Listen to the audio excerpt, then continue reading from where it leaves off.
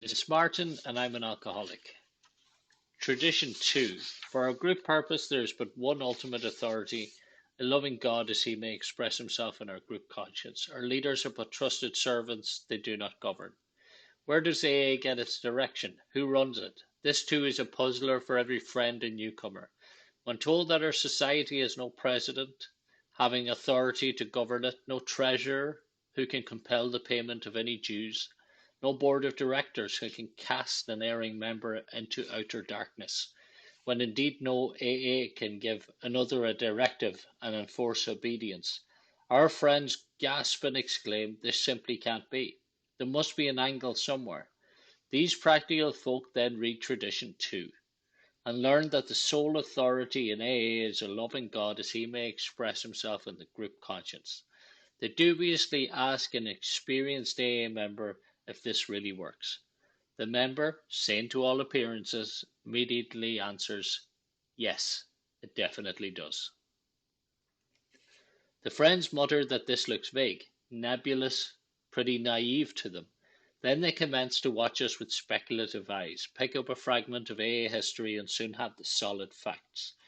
What are these facts of AA life which brought us to this apparently impractical principle? John Doe, a good AA, moves, let us say, to Middletown, USA. Alone now, he reflects that he may not be able to stay sober or even alive unless he passes on to other alcoholics what was so freely given to him. He feels a spiritual and ethical compulsion because hundreds may be suffering within reach of his help. Then, too, he misses his home group. He needs other alcoholics as much as they need him. He visits preachers, doctors, editors, policemen, and bartenders, with the result that Middletown now has a group, and he is the founder. Being the founder, he is at first the boss. Who else could be? Very soon, though, he has assumed authority to run everything begins to be shared with the first alcoholics he has helped. At this moment, the benign dictator becomes the chairman of a committee composed of his friends. These are the growing group's hierarchy of service. Self-appointed, of course, because there is no other way. In a matter of months, AA booms in Middletown. The founder and his friends channel spirituality to newcomers, hire halls, make hospital arrangements, and entreat their wives to brew gallons of coffee. Being on the human side, the founder and his friends may bask a little in glory. They say to one another, perhaps it would be a good idea if we continue to keep a firm hand at AA in this town. After all, we are experienced. Besides, look at all the good we've done these drunks. They should be grateful. True, founders and their friends are sometimes wiser and more humble than this, but more often at this stage they are not.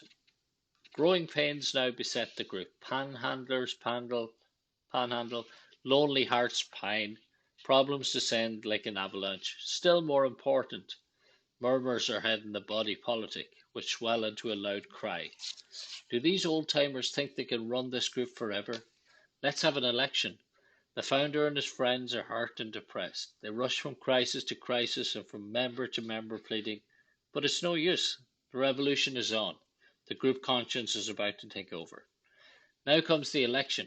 If the founder and his friends have served well, they may, to their surprise, be reinstated for a time. If, however, they have heavily resisted the rising tide of democracy, they may be summarily beached. In either case, the group now has a so-called rotating committee, very sharply limited in its authority. In no sense whatever can its members govern or direct the group. They are servants. Theirs is the sometimes thankless privilege of doing the group's chores. Headed by the chairman, they look after public relations and arrange meetings. Their treasurer, strictly accountable, takes money from the hat that is passed, banks it, pays the rent and other bills, and makes a regular report at business meetings. The secretary sees that literature is on the table, looks after the phone answering service, answers the mail, and sends out notices of meetings. Such are the simple services that enable the group to function. The committee gives no spiritual advice, judges no one's conduct, issues no orders. Every one of them may be promptly eliminated at the next election if they try this. And so they make the belated discovery that they are really servants, not senators. These are universal experiences. Thus, throughout AA does the group conscience decree the terms upon which its leaders shall serve. This brings us straight to the question, does AA have a real leadership? Most emphatically, the answer is yes, notwithstanding the apparent lack of it. Let's turn again to the deposed founder and his friends. What becomes of them? As their grief and anxiety wear away, a subtle change begins. Ultimately, they divide into two classes known in AA slang as elder statesmen and bleeding deacons. The elder statesman is the one who sees the wisdom of the group's decision, who holds no resentment over his reduced status, whose judgment, fortified by considerable experience, is sound, and who is willing to sit quietly on the sidelines, patiently awaiting developments. The bleeding deacon is one who is just as surely convinced that the group cannot get along without him, who constantly connives for re-election to office, and who continues to be consumed with self-pity. A few hemorrhage so badly that, drained of all AA spirit and principle, they get drunk. At times, the AA landscape seems to be littered with bleeding forms. Nearly every old-timer in our society has gone through this process in some degree. Happily, most of them survive and live to become elder statesmen. They become the real and permanent leadership of AA. Theirs is the quiet opinion, the sure knowledge and humble example that resolve a crisis. When sorely perplexed, the group inevitably turns to them for advice. They become the voice of the group conscience. In fact, these are the true voice of Alcoholics Anonymous. They do not drive by mandate, they lead by example. This is the experience which has led us to the conclusion that our group conscience, well advised by its elders, will be in the long run wiser than any single leader. When AA was only 3 years old, an event occurred demonstrating this principle. One of the first members of AA, entirely contrary to his own desires, was obliged to conform to group opinion. Here is the story in his words. One day I was doing a 12-step job at a hospital in New York. The proprietor, Charlie, summoned me to his office. Bill, he said, I think it's a shame that you are financially so hard up. All around you, these drunks are getting well and making money, but you're giving this work full time and you're broke. It isn't fair. Charlie fished in his desk and came up with an old financial statement. Handing it to me, he continued, this shows the kind of money the hospital used to make back in the 1920s. Thousands of dollars a month. It should be doing just as well now, and it would, if only you'd help me. So why don't you move your work in here? I'll give you an office, a decent drawing account, and a very healthy slice of the profits. 3 years ago, when my head doctor Silkworth began to tell me of the idea of helping drunks by spirituality, I thought it was crackpot stuff. But I've changed my mind. Someday this bunch of ex-drunks of yours will fill Madison Square Gardens. And I don't see why you should starve meanwhile. What I propose is perfectly ethical. You can become a lay therapist and more successful than anybody in the business.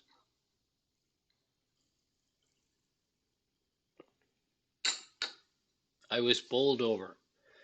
There were a few twinges of conscience until I saw how really ethical Charlie's proposal was. There was nothing wrong whatever with becoming a lay therapist. I thought of Lois coming home exhausted from the department store each day, only to cook supper for a house full of drunks who weren't paying board. I thought of the large sum of money still owing my Wall Street creditors. I thought of a few of my alcoholic friends who were making as much money as ever. Why shouldn't I do as well as they?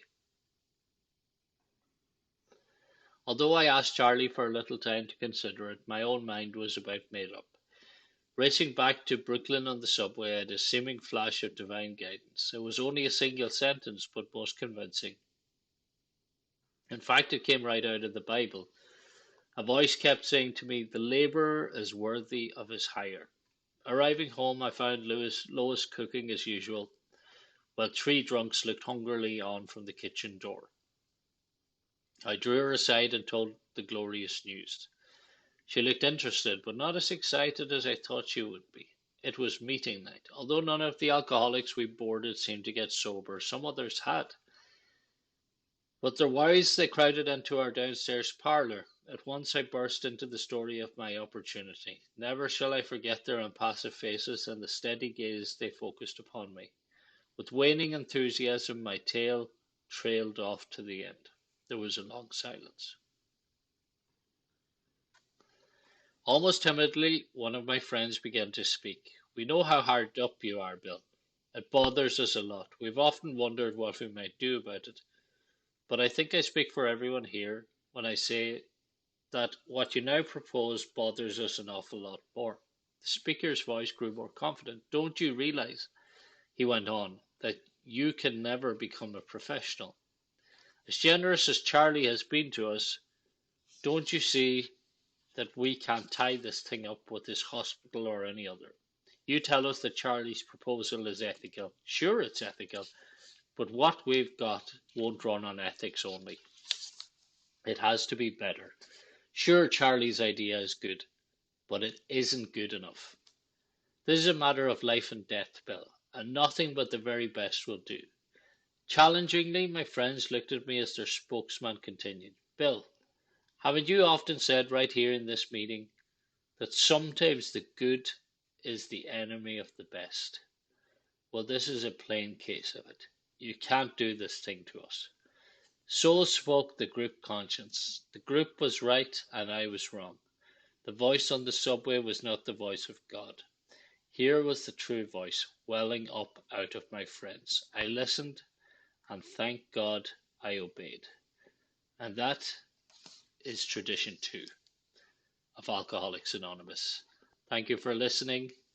You can hit the subscribe button if you'd like to see more videos from us. There's a daily reflections video every day, and we have playlists playing the first 7 chapters of the big book, as well as the 12 steps from the 12 Steps and 12 Traditions book, conference approved book from Alcoholics Anonymous. Have a very good day. Bye bye.